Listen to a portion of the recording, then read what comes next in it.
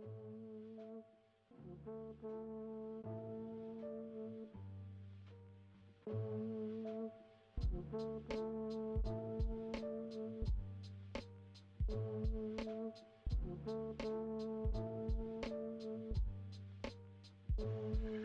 right, sound check, mic check. If somebody could send me a Slack or something, if they can hear this, that would be dope.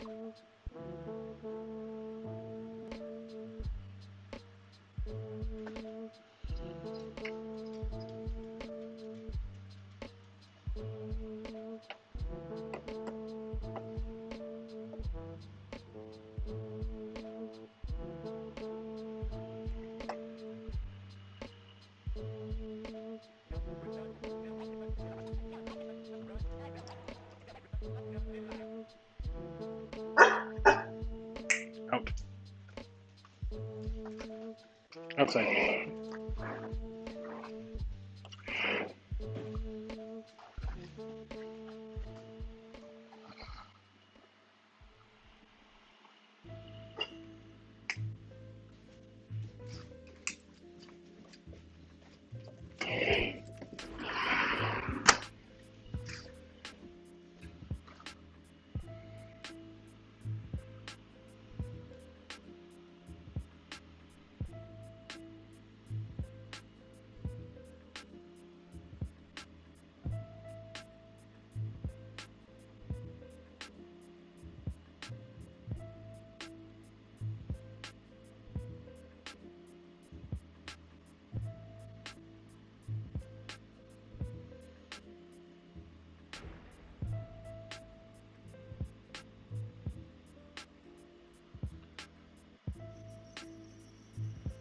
All right, all right, all right. So it's 4 o'clock. You know what that means? It's time for the Baber Cooking Show. Let's get started. We got a lot to do today. The one thing, so cooking sometimes doesn't always work out. So one of the things that I was going to do today was waffle fries. I tried them last night because I wasn't totally sure that my mandolin was going to be able to cut fries thick enough to be fries. And I was right. We ended up with sort of more ruffles than fries. So we're going to make a little pivot today. We're going to do more standard style fries. I can show you guys what the waffle cut looks like in case you can find a mandolin or another tool that can cut them, because it's a pretty cool cut that kind of is a little bit mind-bending. So anyways, yeah, let's go ahead and get started. And I'll start by showing you the thing I did yesterday. So this is a mandolin. It's a really awesome tool, super dangerous. I've lost the guard, which you're supposed to use to protect yourself from cutting your fingertips off. But I still use it anyways, just gotta be really careful. It's got a super, super sharp blade on it, and it lets you cut things in really precise, flat cuts. So it's got a flat blade, and it's got a kind of wavy blade. The wavy blade is what we use for the waffle fries. So I'll just show you really quick here. So if we set this up, for waffle fries, I would typically leave the skin on. I started doing it yesterday with the skin off, and Devin reminded me that that's not the right way. So here we are with the skin on. So I'm actually going to make the gap on here a little bit smaller, so have a little bit more control. So basically, when I slice this, it's going to make ridges in the potato.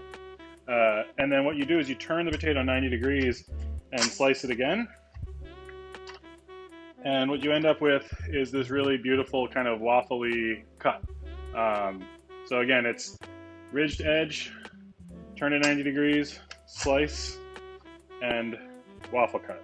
I've got some of these in the freezer, so we will fry some up. But as you can tell, they're really, really thin, and it's just not enough potato for waffle fries. So in order to make some real fries, what we're going to do is just peel and slice some potatoes by hand.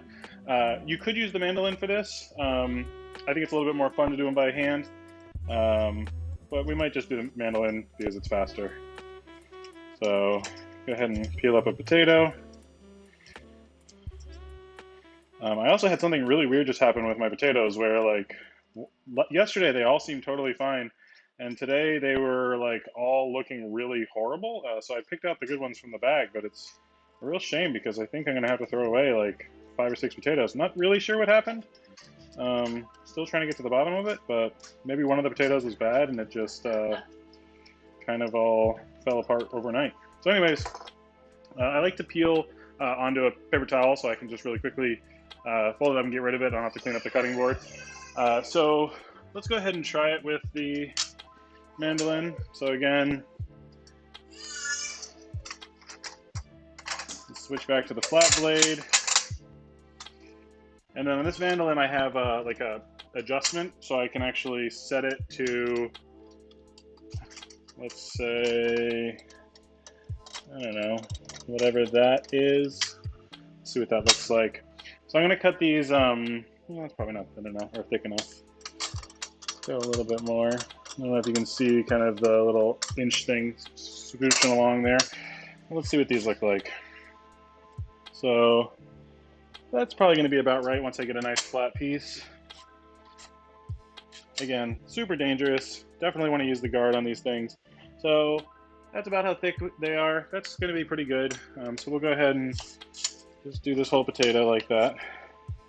These things are so friggin' sharp, and it's just such an awkward angle that it's so easy to cut yourself. All right, so normally you would do like a couple pounds of potatoes. Just for the sake of expediency here, I'm probably just going to do this one.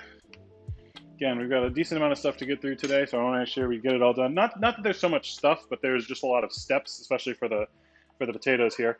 So I'm going to kind of line these up and just kind of cut them into fry shapes.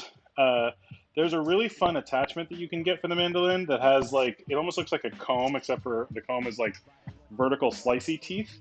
And you would kind of, let's see if I can show you on the camera here. You would kind of slide it into this little groove here, and there would be little blades sticking up. And so you actually, in one slice, would make the entire fry. It's very similar to like the cutters that you see where, you know, they, at Five Guys or wherever, where they put the potato in and they slice it. It's one-stop shop for your potato needs. So as soon as you slice your potatoes, you want to get them into water. So I've got a pot over here, just with some water in it. A lot of places that make terrible French fries pretty much just drop their fries straight into oil. And the places that do the worst possible job just do like a one and done hot oil situation. Places like that include like In-N-Out. That's why their fries are pretty garbage. There's no real way to get good fries that way. Basically, you just end up with these kind of like undercooked, sort of not crispy, just kind of whatever fries. The second best way to cook fries is to do a 2-fry. So you start them low. You basically cook them all the way through at whatever, 250 or 300 degrees. Let them rest. Ideally, you would freeze them, which would kind of make it so they, I forget exactly what the science is, but it tightens them up, makes them easier to fry in the final fry. And then you do a real hot final fry. So you just crisp up the outside without overcooking the inside. I just added vinegar to that water. So this is kind of the ultimate potato setup, but essentially you are going to pretty much fully cook the potatoes in this acidulated water, which is going to allow the potatoes to stay together much more tightly. Like normally if you boil potatoes, they tend to fall apart. You'll see, and I started these in cold water, and I'm going to add a little bit of salt too. And so basically we're just going to put these in cold water, let it come up to a boil, let the potatoes cook for 10 minutes or so, and then let them cool. Once we're done with that, we're going to cook them low in the oil again. I don't totally recall what the purpose of that is, but Kenji told me to do it, so I'm totally doing it. And then after that, we either let them rest for 30 minutes or we put them in the freezer. Again, ideally the freezer, and then finish them off in hot oil again. So yeah, lots of steps. If you want to skip all those steps, buy the frozen potatoes at the grocery store. It's perfectly good. If I had made it back to the grocery store today, I would have absolutely bought some waffle fries, thrown them in the hot oil, and they're just going to be just as good. That's basically, they will have already gone through a lot of the steps of, you know, cooking the potatoes, freezing the potatoes, and all you have to do is fry the potatoes, put some salt on them, and put them in your mouth. So we're going to let the potatoes do their thing, and while those are doing their thing, we're going to work on the chicken for a little bit. I think I might end up frying the chicken first. So we're going to turn down our oil here. It does take a while for this volume of oil to get up to temp, so I already had this going. Um, in terms of frying at home, there's a couple different ways to do it. You can obviously buy a countertop deep fryer. They're actually really inexpensive. They're maybe 30 bucks, maybe 40, 50 bucks for like a kind of nice one. You end up needing to keep it on your counter most of the time because it's a little bit of a pain to like keep emptying the oil and throwing it away and whatever. I did have one for a long time. It was amazing. You can totally just like fry stuff all the time, and it's very delicious. Not necessarily great for the healthy eating thing, but if you're frying food correctly, it's actually not as greasy as a lot of people make it out to be. Certainly, you can make food that's got just as much grease in it. Anyways, I'm frying in just like a cast iron Dutch oven thing. I'm cheating a little bit because my induction burner can keep track of the temperature, but for years, I just fried with a digital thermometer, and you just kind of stick it in, wait for the temperature to get to whatever point you want it to be at, and then maybe overshoot a little bit. Like if you're trying to fry at 350, maybe go to 360 or 370, so that when you put the food in, it's obviously going to bring the temperature down, and then you kind of play with the heat a little bit. You can also deep fry in a wok, as long as you have either a flat bottom wok or a thing to put the round bottom wok on. You can fry in a big pot, pretty much whatever container you got. You do want to make sure, see if you can see into the pot here, there's a lot of space between the oil and the top of the pot. Especially when I was doing the fries, there's a lot of moisture in them, so it bubbled up pretty rapidly. And you want to make sure that you're not having hot grease spill all over the place, because that's obviously very dangerous. You also want to make sure you're keeping an eye on it. Don't put a fryer on the stove and like walk away from it, because that is just going to be a disaster waiting to happen. So anyways, yeah, let's go ahead and get started with the chicken. So the sort of magic of television thing for the chicken here is that I already brined it. Brining poultry especially is a super popular technique. You're essentially just putting the poultry in a water, sugar, salt bath, much in the same way that you would put salt on a steak and let it rest so that the salt can absorb in and actually season the interior of the meat. Same thing's going to happen with a brine. A lot of people don't brine. Like a lot of people are very interested in brining like their turkey for Thanksgiving because they want that moist, juicy, delicious bird. I'm all for that for cheaper birds. In fact, a lot of the cheaper birds come pre-brined. It's not as great if you've like paid a lot of money for like a heritage bird or like a really delicious bird, because you're actually losing out on a lot of the flavor. You're replacing that with just like salty, sweet water, which is totally fine. It's delicious. You just, you're losing that bird flavor that you paid for. So just keep it in mind. This is just regular chicken breast, so like I have no problem brining this. It's gonna be absolutely awesome. We're not talking about air frying, Brendan. It's not happening.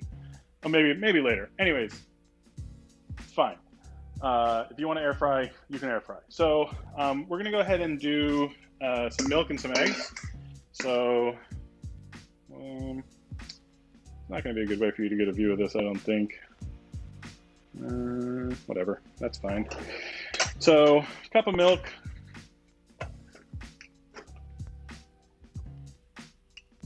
And then 2 eggs. Doesn't have to be super exact. Running sort of low on milk here, so I wanted to ration it. So once we get that chicken out of the brine, we're gonna pat it dry. We're gonna put it into this milk and or maybe we're gonna season it first. Yeah, we're gonna season it. We're gonna make a nice little seasoning blend here. So yeah, the goal is to pretty much recreate Chick-fil-A sandwiches. We can't quite do it perfectly because Chick-fil-A uses pressure fryers, which are super awesome, but also super dangerous. Please do not try frying stuff in your Instant Pot or in your pressure cooker.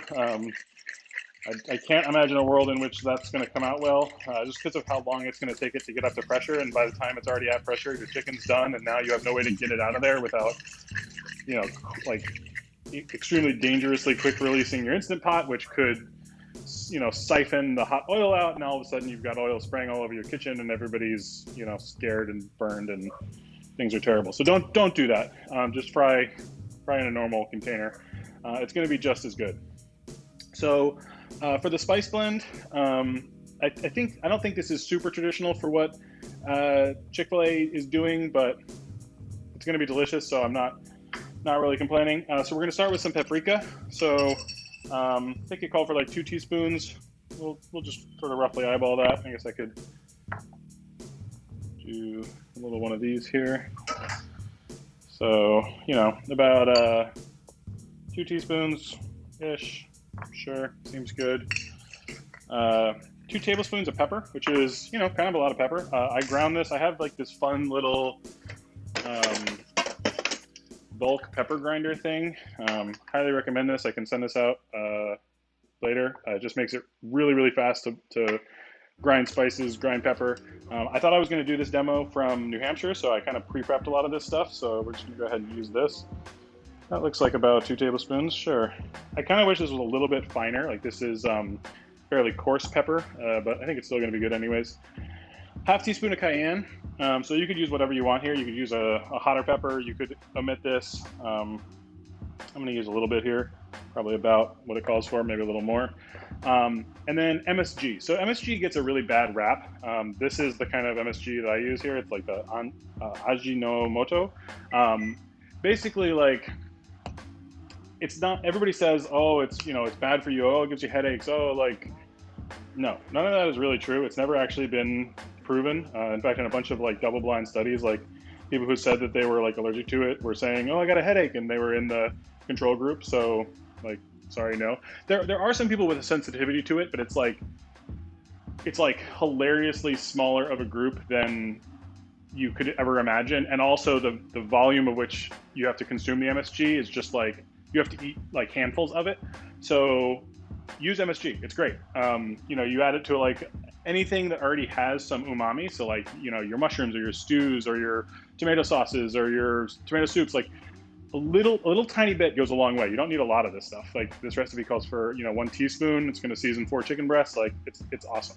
Highly recommend it. But again, if you're not comfortable with it, you don't want to use it, that's fine.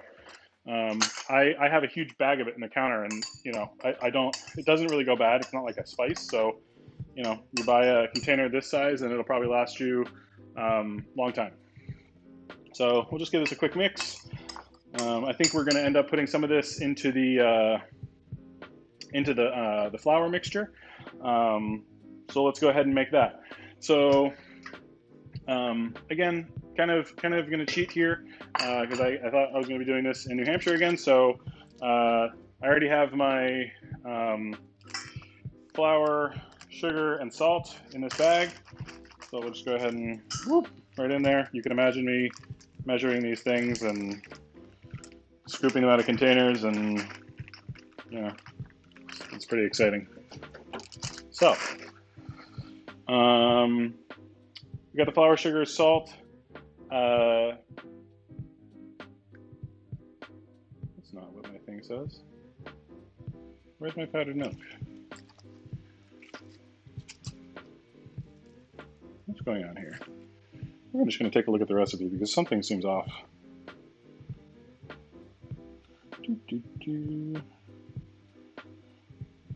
Oh, okay. So maybe, okay. So I had separated all these. So we've got our flour, we've got our salt and our sugar. The only other things that go in here are this milk powder, or it's a dehydrated skim milk powder. This stuff is, of all the ingredients in this recipe, this one is the most obnoxious to find. Not to find, but it's like I had to buy like a $10 bag of it, and I'm never going to use this in my entire life, but now I have it. So Brian Berzolini, if you're listening, feel free to come borrow some milk powder. Or anyone else that wants to take a trek out to Marblehead. Anyways, and then a little bit of baking powder. So get that in there, a little bit of leavening. And we'll go ahead and whisk this up. So one of the big secrets in this recipe is that you kind of, in order to get that nice craggy, delicious outside on the chicken, you dribble some of the milk mixture into the flour to kind of make some little like crunchy nubbins that then get stuck to the outside of the chicken. So That's just a little chicken frying tip. Like if you ever notice you're making chicken and like the last couple pieces are like way better than the first couple, it's because a lot of little drips fell off and ended up getting stuck to the outside. So, what are we doing here?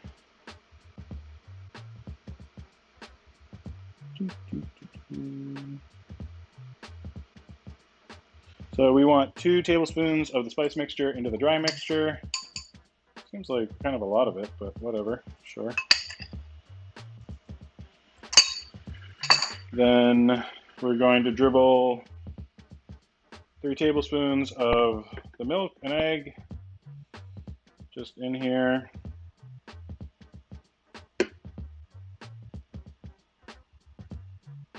Cool. And then just kind of toss that around a little bit and just make the little nubbins all nice and happy. And you'll see that it's, you know, not like making a dough or anything here, but you just have like these little nuggets of flour mixture that are going to just stick all over the outside and just fry up to these really, really extra crunchy little nuggets. All right.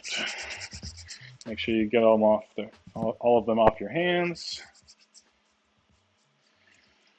And then didn't really think too hard about setting up my frying station here. So normally you want a nice wide space,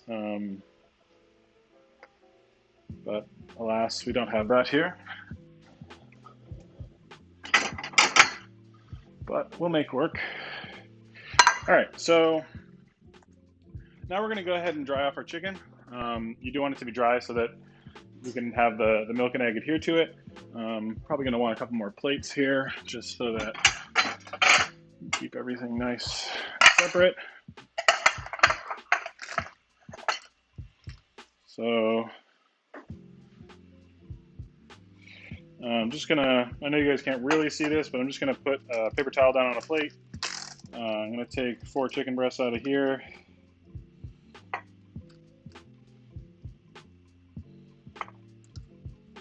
These chicken breasts have just been split in half because you know supermarket chicken breasts are pretty gigantor and a little bit bigger than you need for a chicken sandwich. I did a decent job on it, not the best. Some of these are a little bit bigger than others. Then we're just going to take another couple paper towels and just let these dry. I'll go ahead and close this bag up so it doesn't leak all over my counter here. No real reason to completely wash the hands because we're going right back to the chicken. But again, you just want to give them a nice dry off. And then I think these are going to go straight in.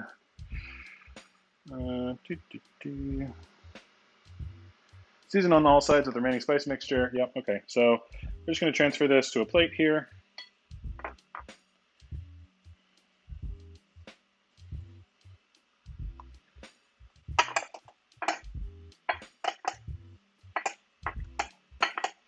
Looking good. Nice and dry. And then we're just going to lightly season these on both sides with this remaining spice mixture, which now seems like an appropriate amount, given I only have 4 chicken breasts here. We'll make sure we do both sides. And there's no salt in the spice mixture because these are already brined. So they're already completely salted all the way through. And you'll be able to tell in a second when I bring them over to the camera, but they're really like firm and plump and delicious looking. I haven't obviously tasted these, but especially you know after they're fried, you're gonna be able to tell that like compared to you know a normal fried chicken breast, like this is night and day here. Another trick when you're doing work with like breaded and fried stuff is you always want to keep one wet hand and one dry hand, which I have not been doing to this moment. But when you're frying like a bunch of things in a row, like assembly line style, it makes a massive difference. So let's just take a look here at what we got so far. So this is what the chicken looks like right now. We're gonna go ahead and put it into our milk mixture.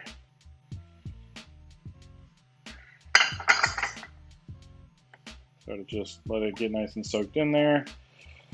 Let the rest drip off. Transfer it to the flour. So now I've got, my right hand is my wet hand, so I'm going to use that wet hand to push the wet chicken down.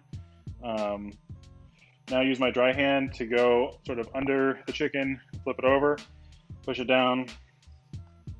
Now I'm just working with the dry hand, making sure that the chicken is nice and coated.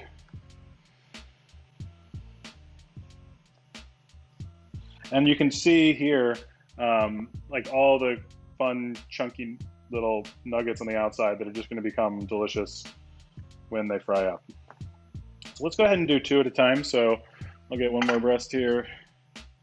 Go ahead and get it nice and milky, eggy. Losing a little bit of the spice mixture to the milk, but it's not a big deal. Again, throw it in there. Using wet hand, push it down.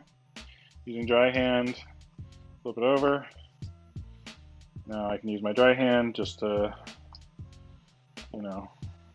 make sure everything's on there. And so now I have one wet hand that's just wet with nothing on it, one dry hand that's dry with basically nothing on it, and I don't have like that weird club hand thing that you get when you're like using both hands. Nobody likes that. All right, so our oil's at 350. I'm gonna go ahead and wash my hands. Well, probably not necessary, whatever. Better safe than sorry, I suppose. You can use tongs to transfer. It's probably safer anyways than using my hands. Judging by how much time we have left, we should have time for the potatoes, but if not, we can just do the ruffles and see how good those are. All right, so tongs. Where are the tongs that I want? Yeah, these are fine. All right, so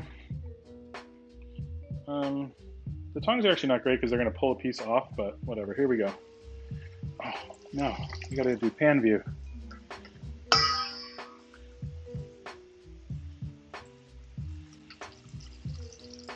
All right, so we're going to go ahead and cook those for I think about 4 minutes, 350 degrees. I can see the temp has already dropped to about 320. That's probably 315. So now my pan's going to kick back on. Normally I would be turning it up, trying to deal with that. But you just got to keep an eye on it. Keep checking your temperature. I'm going to use literally every single plate in my house today. It's going to be fantastic. The other thing that you want on the other side of your deep fryer is a landing zone.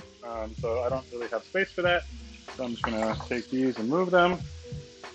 But essentially, you want to get it drained as quickly as you can. And then you also want to get salt on it. So these potatoes are boiling now. I have no idea how long they've been boiling. We want them to go for about 10 minutes until they're like cooked but not falling apart. So we'll just go ahead and check them. They're feeling pretty firm still, so I'm going to let them keep going. Maybe we'll check them once the chicken is done. Chicken sounds good, smells good. Can't really see it. I assume it's still in there. Looking good. So let's go ahead and get the rest of our sandwich stuff prepped. Probably should have done this a little earlier too, but alas. Today's been a little bit crazy. So we've got some pickle chips, which everybody who's been to Chick-fil-A kind of knows that is incredibly important. We're going to get a pan with some butter going over here just to toast up our buns.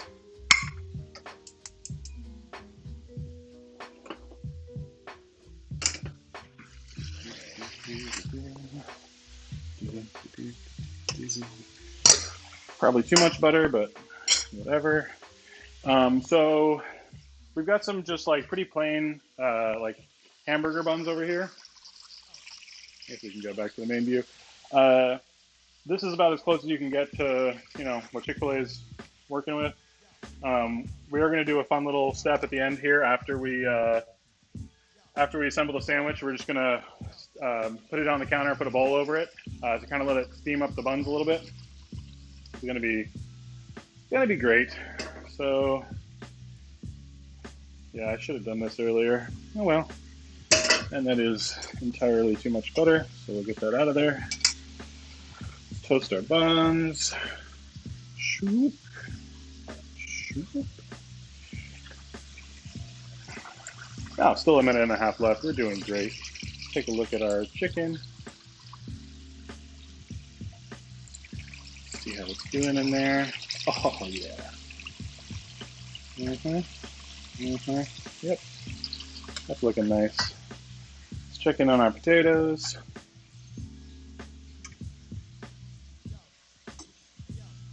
Yep, it's looking okay. We'll go ahead and set up a landing zone for our potatoes. So I'll just get a sheet tray here. Frying in general is about landing zones. Pretty much one of the most important things.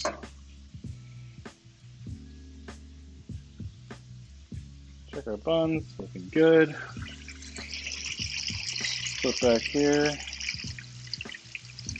Deep fried turkey episode. We could talk about doing a deep fried turkey episode. I have a giant pot and a huge wok. I've never actually done a deep fried turkey, but kind of always been curious about it. Chicken's looking nice. 15 seconds left on the timer. I am going to temp the chicken when it comes out. One of these pieces was really thick, and I just want to make sure that we got it, at least to 140-ish, because it'll carry over cook. Basically, like the heat that's on the outside will transition to the inside. So let's just take a look here. So this is our chicken. Oh my. Hit the temp really fast. 154, feeling really good about that. So just let it drain. Throw it here. Let it drain. Throw it over here. While it's still got hot oil on it is when we're going to want to season it with our salt.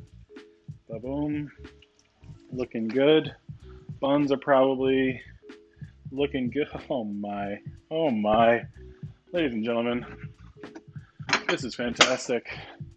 So, to assemble, we're going to go bottom bun. Trivia question, how many pickles per sandwich? That's right, it's 2.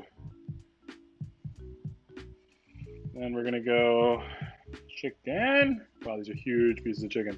Chicken. We're gonna put those on top there. We're gonna find a bowl of some sort. That'll work, yeah. We're gonna throw that right on that bad boy. Hopefully you guys saw this chicken. You see that chicken? You see how good that chicken looked? Oh my God. All right, we're gonna let those sit for a minute. We're gonna check on our, I'm gonna turn off the burner. Okay, these potatoes are looking pretty good. They're starting to fall apart a little bit, which is maybe a little bit past where I wanted them to be. Let's go ahead and pull those off, or pull them out of the boiling water. Throw them on a paper towel.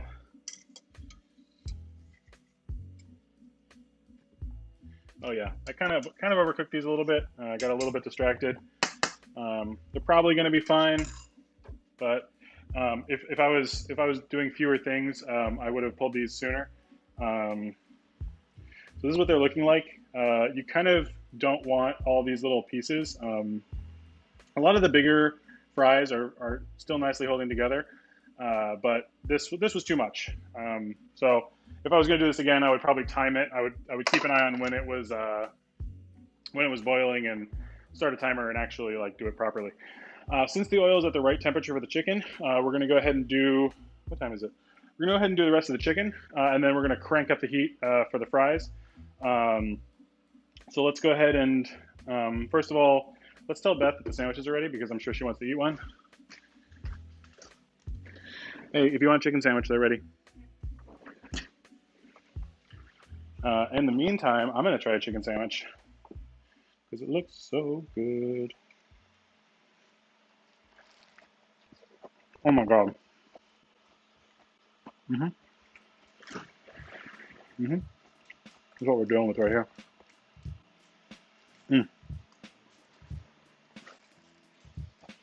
Smells like Chick-fil-A.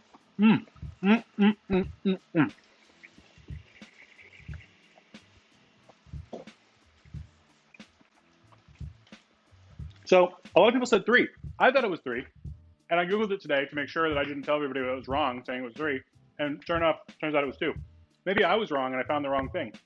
How many pickles on a Chick-fil-A sandwich? 2. Well, now you know. Oh, we need Ellie cams. I don't have a fourth camera, I guess. Oh, well, that's unfortunate. So that's your sandwich. I'm gonna make some more chicken. I kind of overcooked the French fries, but that's fine. Um, well, that was what we're going for. So mission accomplished. Well, she is sad, huh? I'm gonna try to feed her and hold it back. Okay. Okay, so going back to, I'm gonna move this off to the side. Get our fry station set back up here. I'm not gonna use these tongs because that ended up pulling a lot more of the breading off than I wanted it to. Okay, Ellie, I hear you. I hear you. You're mad. That's cool. Yeah, it's happening. You're gonna get some food. Do you want to put her like back here so they can see her? Maybe. All right, so we'll go chicken. She's like under the iPad.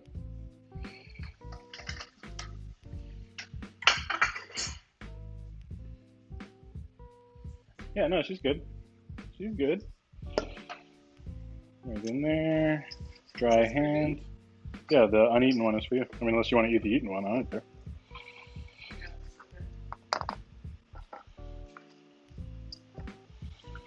Just get this one all situated. Right?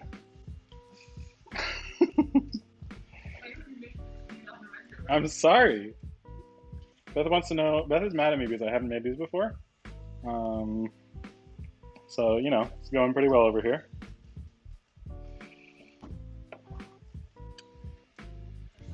Ellie says 3 pickles. Yeah, so that's the brine. And it actually, in the recipe, says, like, these are salty. If you don't want that, but that's like how they do it at Chick-fil-A. So they're like, if you don't want it to be so salty, do less salt in the brine. Oh, that's a good point. That might not have been in the recipe. In fact, it might have explicitly told you not to do that. But you know what? It's fine. Gonna go ahead and fry some more. Woo! You do want to kind of shake off the excess flour because it's not terribly tasty. Just because it'll get in your oil and make your oil sad. You can reuse the oil for a little while. If it gets like big chunks of stuff in the bottom, less good. You can strain oil, both with like really rudimentary methods, like just a strainer, or there's this weird method where you put like gelatin in the oil and it like blooms up through it and kind of like takes the stuff in it like away with like a raft. I've never tried it. I've heard it works really well. Who knows? So this time we'll actually toast our buns a little more in tension.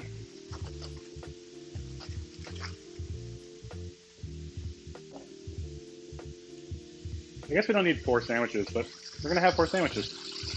Fine. What did I do with my... Oh, here it is. Why am I making them? Because they're already in the fryer. I don't know.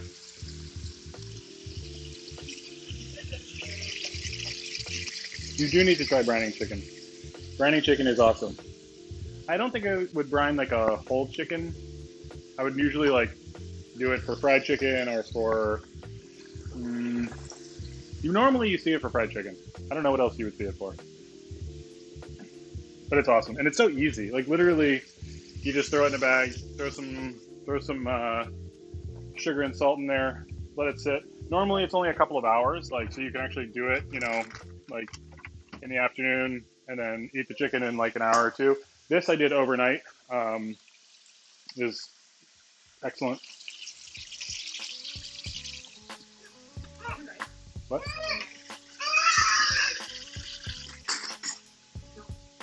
There's no more.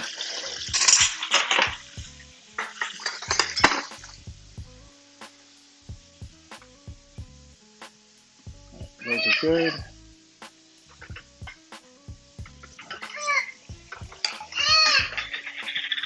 And then the last thing that we're going to make today, which we have plenty of time for, is lemonade. I did cheat a little bit and squeeze some lemons in advance, which is basically like 80% of making lemonade. One of the tricks for that is I used I have these big Lexans that I absolutely love. I have this size and like one even bigger. I usually use these for sous vide, but they're really, really helpful when you're juicing stuff because you can like put the juicer in the container, and it's like if it sprays everywhere, it doesn't matter because it's in the container. And then just strain in case you get any seeds or a bunch of big pulp pieces. You can just strain them off with a strainer. I think Cambro is the brand name and Lexan is the material. I don't know. Could be. Tough to tell. The recipe calls for peanut oil. I'm using peanut oil. Peanut oil is awesome. You can buy it at Costco in like big 30-liter boxes. You don't necessarily have to get that extreme. Peanut oil is pretty hard to find sometimes in the grocery store. You can definitely use canola oil. You can definitely use like, I don't know, Crisco or whatever. You definitely want a neutral oil. Obviously, you're not going to deep fry in like olive oil. Peanuts really nice because it doesn't get weird when you let it sit. Like this, again, I used this last night and I just let it sit in this pot cold and it was fine. Canola can get weird smells. Not so much that it would be like gross, but just like a little bit off-putting. So TLDR, if you can get peanut oil, use it. But if not, it's not a huge deal. Oh, the bottom of that burned a little bit. I wonder if the pan was just too hot. Interesting. This piece looks perfect. Should we have Brian come eat a sandwich? I wonder if he's watching. All right, so I'm going to go ahead and crank this up to 392, which is what we're going to do the French fries at.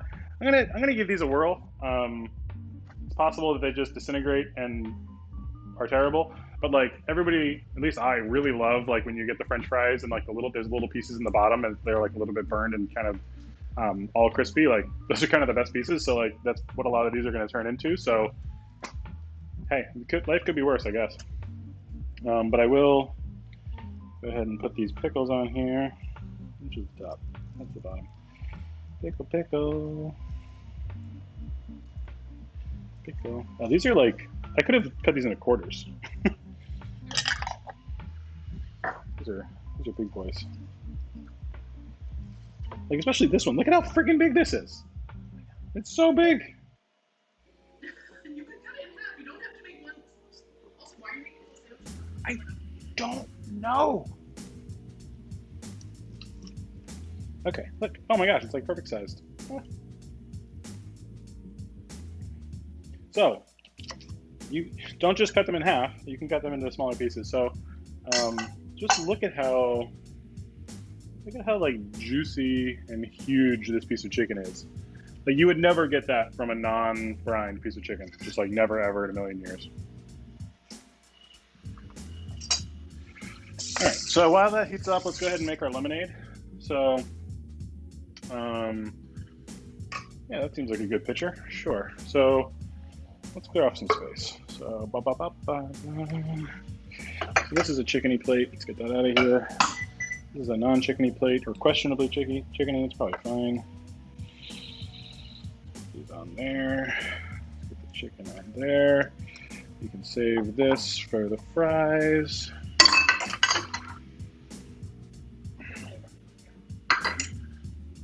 Ellie's gonna stare at the chicken now. All right, so let's get these fries in there.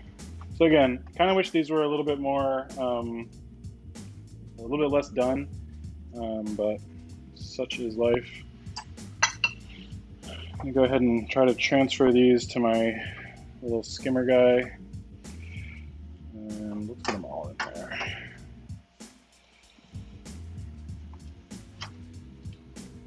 Sure. And then get ready for a timer because these are going to go in for just 50 seconds. So start a timer for a minute, let it count down.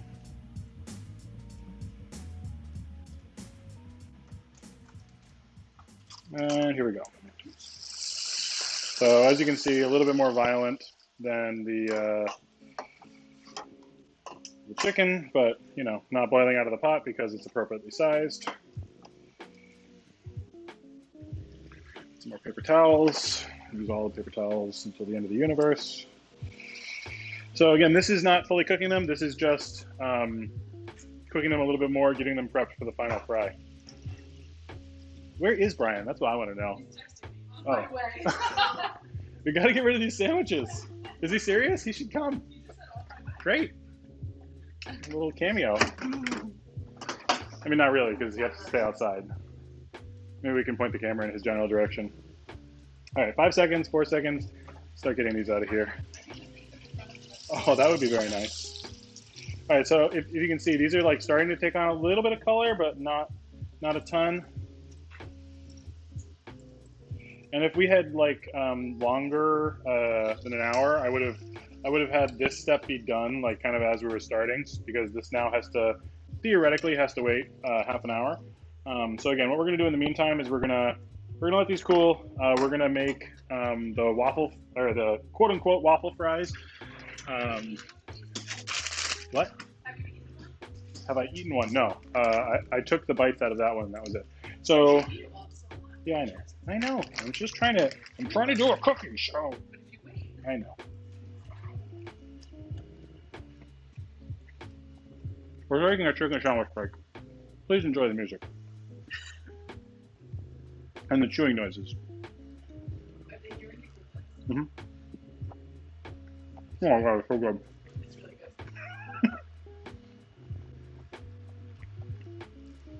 good. Okay, cool. Anyway. So, this is a bag full of waffle cut, parboiled, 50-second fried potatoes that have been frozen and now are going to, again, fairly violently fry for, I think, what was it, 3.5 minutes? Yeah, they'll break apart. Yeah, they've already.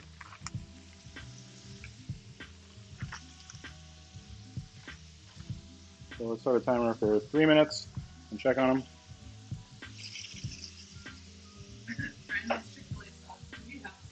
Yes, we do. We absolutely do.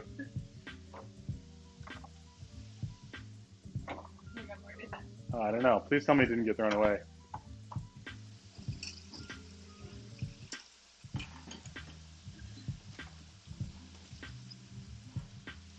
I'm feeling like it maybe got thrown away. Oh, jeez. Oh, nutritional yeast down. I'm pretty sure we threw it away. Charlie, leave it. Unless, would it be somewhere else?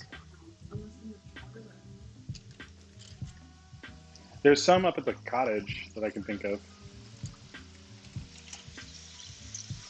Okay, so the pattern on the fries. So I showed this earlier, but basically you have a mandolin that has like a wavy blade on it. So I don't want to drip water into the fryer. Yeah, for those who don't know, water and fryers don't mix very well, which is why you have to be very careful. So we have this blade here, and it's got this wavy edge on it. And so what you do is you cut it. You cut the potato so it has the wavy edge in one direction. Then you turn the potato 90 degrees, and then you slice it again, and it gives you that really fun shape with the holes.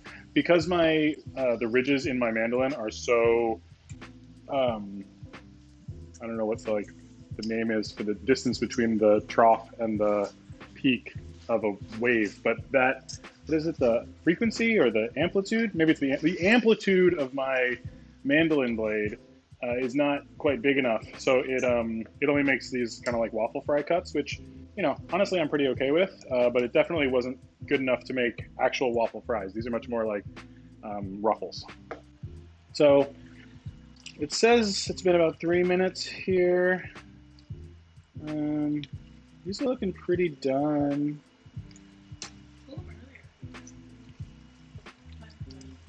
Yeah, earlier than yesterday. All right, Beth is telling me to pull them, so we're gonna pull them. They look a little bit light to me, but they look good to you.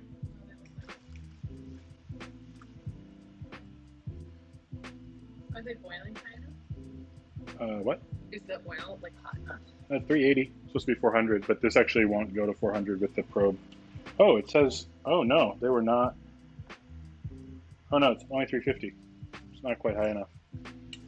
I must have not waited long enough. It keeps turning off probe control, which is annoying. Whatever. So this is me getting lazy and trying to use my tools too much. I should have been checking the temperature with my trusty thermometer. Wasn't quite hot enough, but they're still going to be good.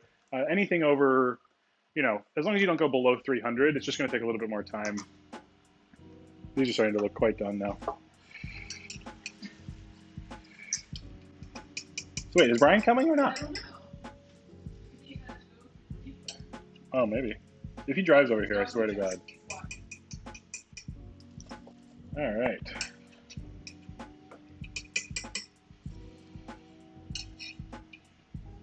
So again, normally you would wait like 30 minutes for the fries, but we're gonna go ahead and fry them now. Or I guess we can wait till after the lemonade's done. So this is what the chippies look like. Chippies! Oh, I should salt them. I should definitely salt them. Salt the chippies. Wait, I thought you were doing french fries. Oh, you did. Yeah, yeah. I just had frozen these, remember? Oh, crispy. About the same as last night. I think they crisp up even more as you let them sit. Yeah. Okay, so back to the lemonade. Just real fast. There's nothing really fancy here. Probably everybody's made lemonade. You had a lemonade stand as a kid or whatever. There's only a couple of tricks. I already gave you one of them, which was the Cambro thing. If you guys aren't familiar with these, this is probably the best squeezing implement for both lemons and limes. So the big section is for lemons, little section for limes. One thing that a lot of people do, wow, the frame rate on that is garbage. What's going on? Huh. Anyways, one thing a lot of people do that's slightly incorrect is they put the citrus in the backwards. Let's clean up a little bit here, so we're not just being gross chicken people all the time. Wash the knife.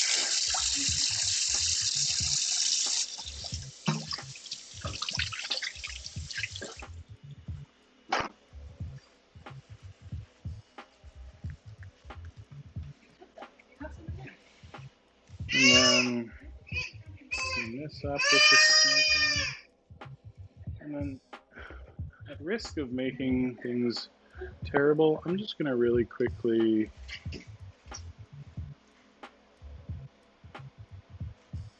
see if that does anything.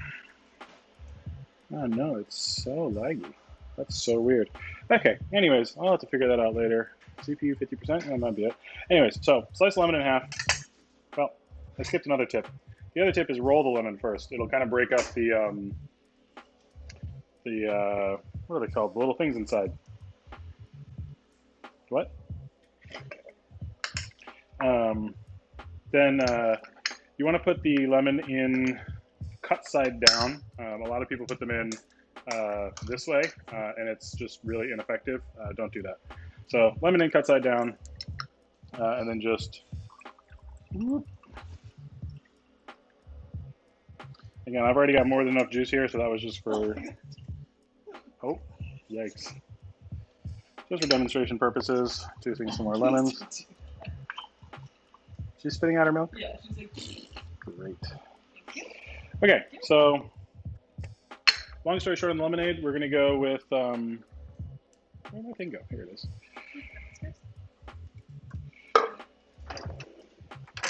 What do we got here? Half cup, sure. So let's do a cup of lemon juice.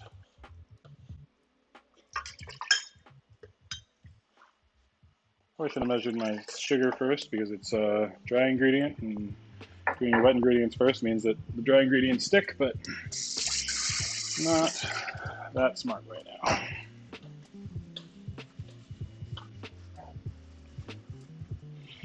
Then we're going to do half a cup of sugar, which is a lot, but that's lemonade for you.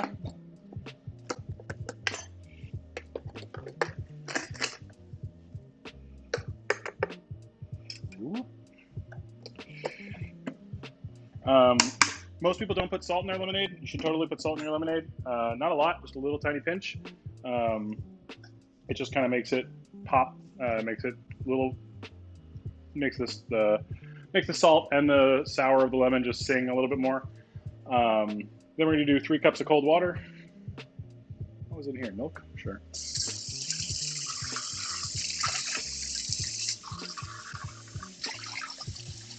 And then once I add the water,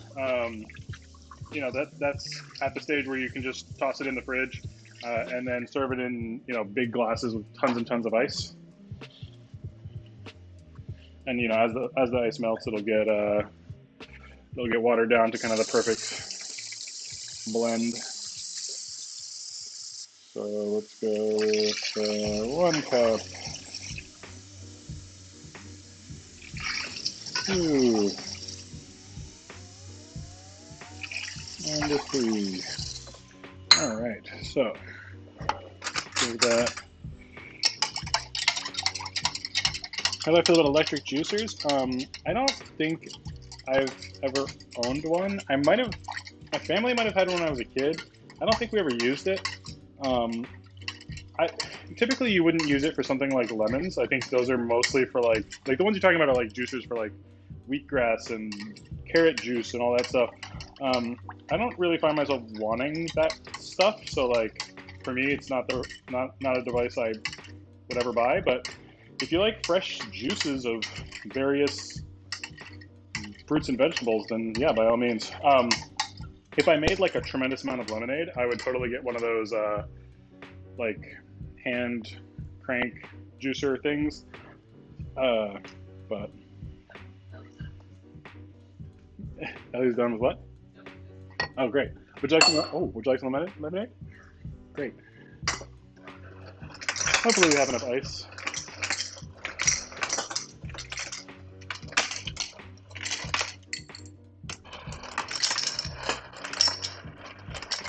If you have simple syrup on hand because you make a lot of cocktails or something, you can totally use simple syrup instead of sugar. But I don't, so here we are. You do want to make sure that most or all of the sugar is dissolved. I think we're doing pretty good here. Go ahead and just pour these. If you want, you can garnish with a little slice of lemon or whatever. I'm not that fancy, so we're just going to do ice. Garnish with ice and love. There you go. Oh my God, it's so good. Cool, so let's, we got 5 minutes left. Just enough time to finish these French fries and call it a day. So again, normally if I was making this like a meal, I would have timed it so that everything would have been ready at the same time. Pretty hard to do that in an hour, but we do what we can with what we have.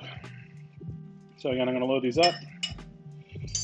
My trusty little spider thing here. These things are awesome. I got a set of these set of 3 of these on Amazon for like $5. Go ahead and put them in, and then I think we do the fries for like 4 minutes. So we'll give it 3 minutes and see how they look.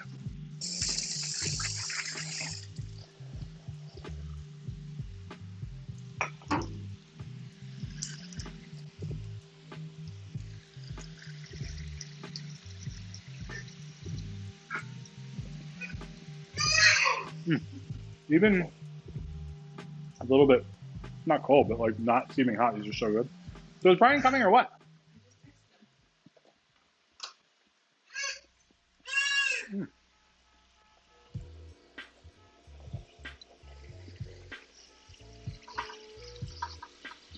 Oh yeah, put some Cheetos in there.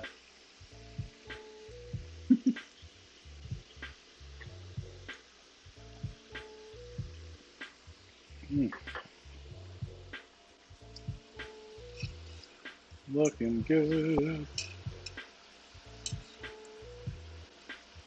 So this oil, I probably wouldn't use this again. I might if I if I really wanted to like strain this and clean it up, it would totally be fine. There's just a lot of stuff in the bottom that's now kind of like burning.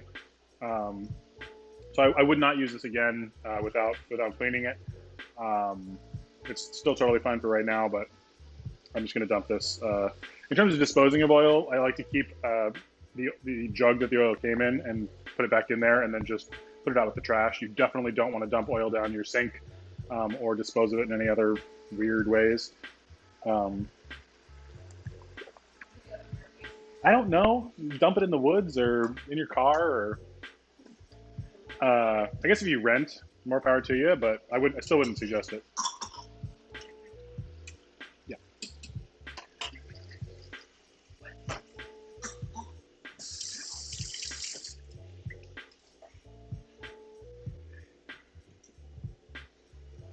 All right. So these fries have got about a minute and a half, maybe.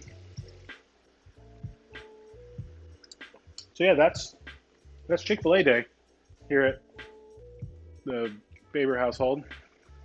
Just put these back on the camera just for fun's sake here. Chicken. God, the frame rate on this is so bad. It's really sad.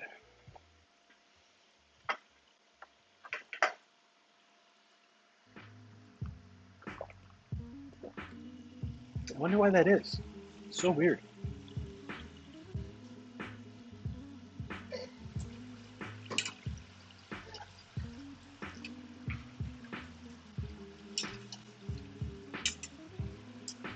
These are pretty much getting there.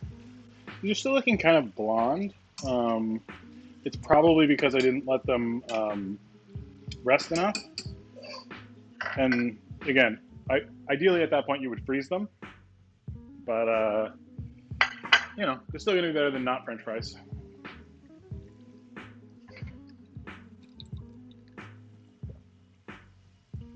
One of these tasty though. All right, so these are looking pretty darn good. And my timer's going off, so it's been about the right amount of time. Yeah, we'll pull these. So again, with these, you definitely want to salt them.